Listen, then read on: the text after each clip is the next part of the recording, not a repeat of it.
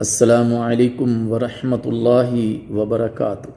میرے محترم دوستو، اللہ تعالیٰ کا تقوی اختیار کرنا، اس کا ڈر دل میں پیدا کرنا، اس کے بہت سارے فوائد ہیں۔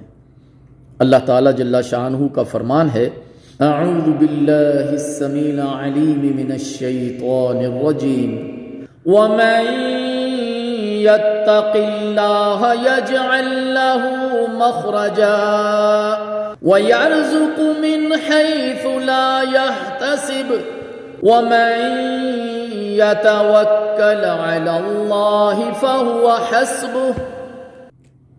جو شخص اللہ تعالیٰ سے ڈرتا ہے، اللہ تعالیٰ اس کے لیے نجات کا راستہ نکال دیتا ہے اور اسے ایسی جگہ سے روزی عطا کرتا ہے کہ اس کے گمان میں بھی نہیں ہوتا۔